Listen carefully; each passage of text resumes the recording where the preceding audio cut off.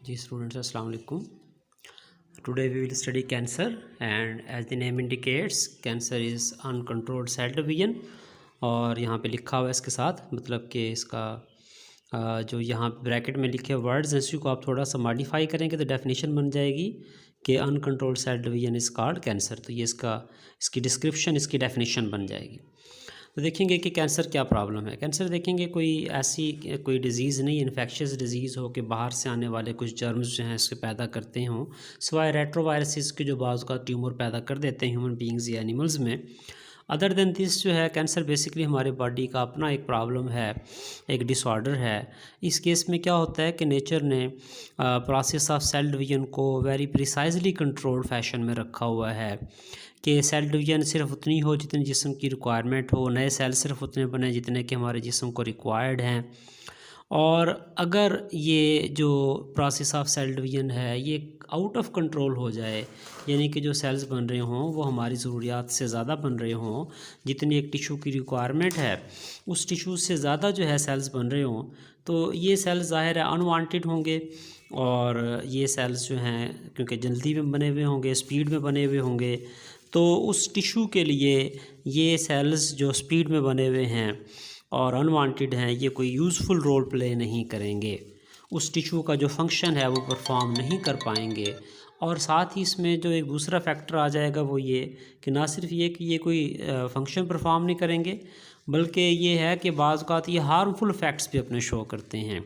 यानी कि बाज़ औक़ात जो है ये नॉर्मल सेल्स की फंक्शनिंग को मुतासिर करते हैं, बाज़ औक़ात ये एबनॉर्मल टाइप ऑफ प्रोटीन्स बनाते हैं, एबनॉर्मल टाइप ऑफ केमिकल्स जो कि हार्मोन लाइक एक्ट करते हैं, और उसके नतीजे में बॉडी के डिफरेंट एरियाज़ में मुख्तलिफ़ तरह के मेल फंक्शनिंग के इश्यूज़ जो हैं, यानी कि डिफरेंट आर्गन्स की वर्किंग में गड़बड़ के मसाइल जो हैं वो सामने आते हैं। तो अब ये पहली बात ये है, टॉपिक से हट के हम बात करेंगे कैंसर क्यों हो रहा है। कैंसर की जो है रीज़न जो है वो बेसिकली तो ये है कि वो जीन जो सेल डिवीजन को कंट्रोल कर रहे हैं वो अपना control over the cell division जो है वो लूज़ कर जाते हैं, उनमें म्यूटेशन हो जाती है। Mutation mean change in DNA. Change in DNA के नतीजे में वो बार बार बिला वजह सेल डिवीजन के लिए ऑर्डर प्रोवाइड करते रहते हैं। लिहाजा भी एक सेल डिवीजन करता ही है कि फ़ौरन उसको ऑर्डर मिल जाता है कि एक और डिवीजन करें, और अभी वो जो है नया सेल बना ही होता है कि वो एक और दफ़ा डिवीजन कर जाता है, जिसके नतीजे में जो है वहाँ पे अनवांटेड सेल्स जो हैं वो बनते चले जाते हैं। और ये सेल्स जो हैं वो साइज़ में छोटे भी होते हैं और एबनॉर्मल भी होते हैं। तो बेसिकली तो उसका काज जो है वो जीन्स ही हैं। और जीन्स में होने वाली म्यूटेशंस दो तरह की होती हैं।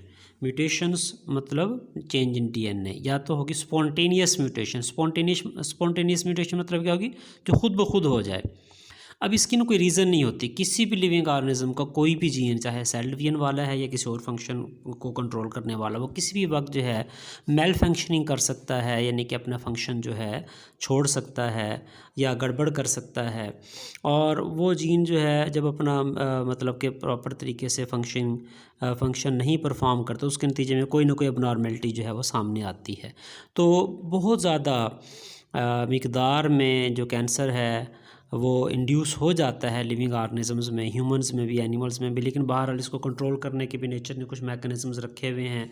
डीएनए रिपेयर के मैकेनिज़म्स भी हैं, कैंसर के सेल्स को खाने के मैकेनिज़म्स भी हैं। तो जिसके नतीजे में जो है ये हो जाता है कि हमारा इम्यूनिटी सिस्टम, डिफेंस सिस्टम जो है वो समहाउ उसको ओवरकम कर जाता है। बहुत से लोगों में कैंसर अपेयर होने के बाद खुद ही ख़त्म भी हो जाता है, खुद ही प्रोड्यूस भी हो जाता है, एक्टिवेट हो जाता है, खुद ही बाज़ औक़ात वेरी इनिशियल स्टेजेस पे ख़त्म भी हो जाता है।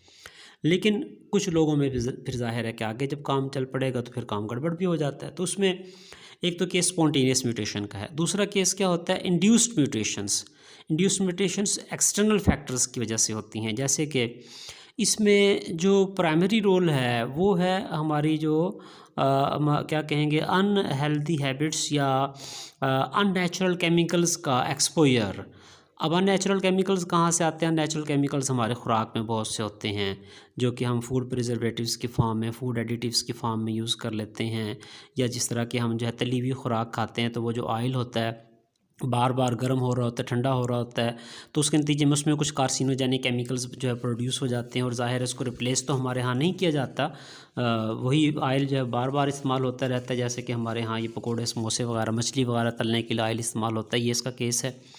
या फिर हमारी जो है मतलब हमारे सांस के साथ केमिकल्स जा सकते हैं, नेचुरल केमिकल्स वगैरह वगैरह, स्किन पे एक्सपोजर हो जाता है बाज़ औक़ात कोई अननेचुरल केमिकल्स का। तो ये सब चीज़ें जो है तो अब देखिए जिस तरह कोई भी टिश्यू है वहाँ पर जो है process of uncontrolled cell division शुरू हुआ, तो उसके नतीजे में क्या होगा, उस अनकंट्रोल्ड सेल डिवीजन के नतीजे में सेल्स ज़रूरत से ज़्यादा बन रहे हैं, सेल्स की डेथ कम हो रही है, नए सेल्स ज़्यादा बन रहे हैं। तो ये जो सेल्स हैं ये उस टिश्यू की शेप को ख़राब करते हुए बाहर की जानिब आना शुरू करेंगे, और बाहर की जानिब जो है आके और उस टिश्यू के ऊपर एक मास डेवलप कर देंगे जिसको हम ट्यूमर या उर्दू में रसोली का नाम देंगे, क्योंकि अगर जितने सेल्स की डेथ हो रही है उतने दोबारा बन रहे हैं वो तो उस टिश्यू में एडजस्ट हो जाएंगे, लेकिन अगर इजाफी बन रहे हैं तो वो उसकी सरफेस के ऊपर एक उभार की सूरत में जमा होते चले जाएंगे। इसको हम क्या नाम देंगे, ट्यूमर का नाम देंगे या रसोली जिसको कह देते हैं। अब ट्यूमर की दो टाइप्स होती हैं। एक टाइप जो है जो मैंने यहाँ पे अंडरलाइन की हुई है, ये कौन सी आगे, बिनाइन ट्यूमर, इधर लिखा हुआ बिनाइन ट्यूमर। बिनाइन ट्यूमर कौन से होते हैं, ये लोकलाइज्ड ट्यूमर्स होते हैं, यानी कि सेल्स बनते जा रहे हैं उसी जगह पे जमा होते चले जा रहे हैं, तो ये क्या होगा, लोकलाइज, मतलब उसी जगह तक महदूद। और फिर आगे क्या लिखा ब्रैकेट में, not transfer to other parts. ये जो ट्यूमर या रसोली होती है ना, ये इतनी भी ख़तरनाक नहीं होती, इसके थोड़े बहुत कुछ प्रॉब्लम्स हल्के फुल्के हो सकते हैं, कुछ हार्मोन लाइक सेक्रेशन की बिना पे या नॉर्मल सेल्स की फंक्शनिंग रोकने की बिना पे, और ये बहुत ज़्यादा ह्यूमन बींग्स में डेवलप हो जाते हैं ट्यूमर्स। और अगर ये कोई गड़बड़ पैदा ना कर रहे हो तो अक्सर उसको डॉक्टर जो है ना रिमूव भी नहीं करते, कि आपने इस तरह देखा होगा कुछ लोगों की जो है ना स्किन के ऊपर किस मुख्तलिफ जगहों पे गिल्टियाँ से निकल आती हैं, तो वो गिल्टी बाज़ औक़ात रिमूव नहीं करते, डॉक्टर भी यही कहते हैं कि आपको अगर कुछ नहीं कह रही तो उसको ना छेड़ें। तो ये कंडीशन बिनाइन ट्यूमर की होती है, ये इतनी ख़तरनाक कंडीशन, इसको हम कैंसर भी आमतौर पे इसके लिए लफ्ज़ यूज़ नहीं करते।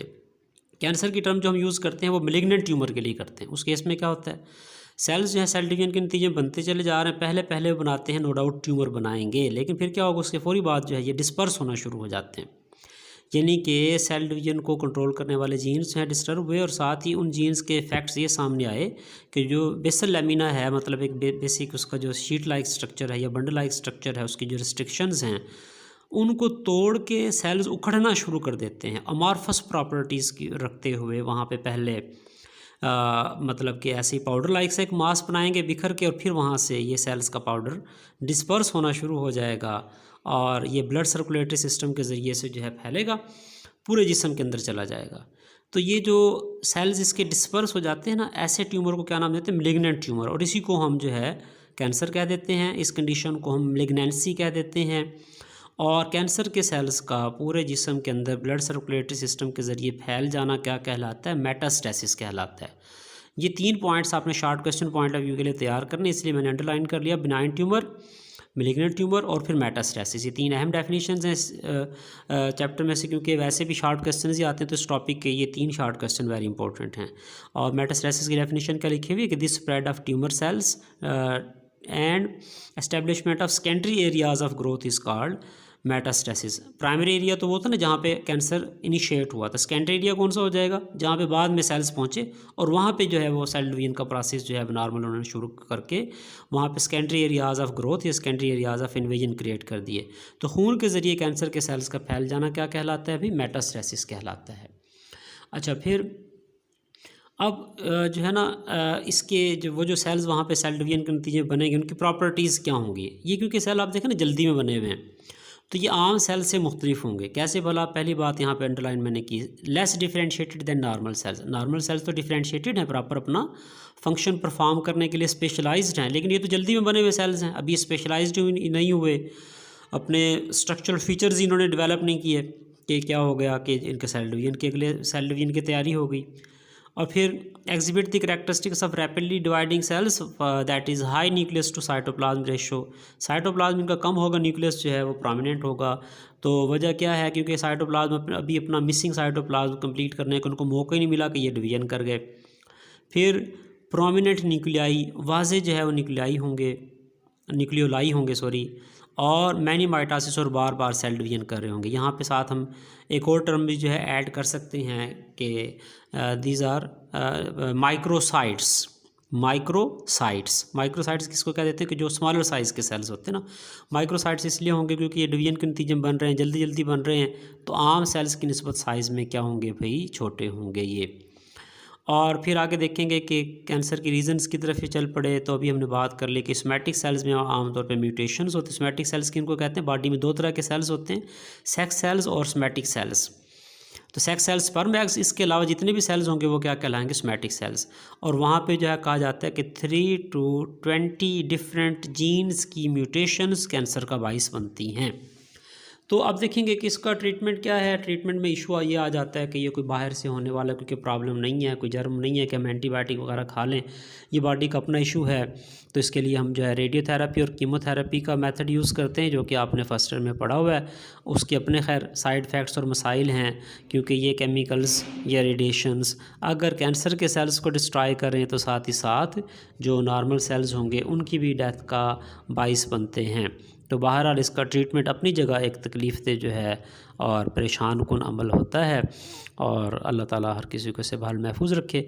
तो बहरहाल पाकिस्तान में इस हवाले से कुछ ना कुछ जो है एडवांसमेंट है, और हमें नज़र आता है कि अच्छा इलाज जो है मौजूद है। ख़ास तौर पे पाकिस्तान एटॉमिक एनर्जी कमीशन के जो हॉस्पिटल्स हैं वो, उनका एक नेटवर्क है पूरे पाकिस्तान में जो कि कैंसर के पेशेंट्स को ट्रीट करने की कोशिश कर रहे हैं।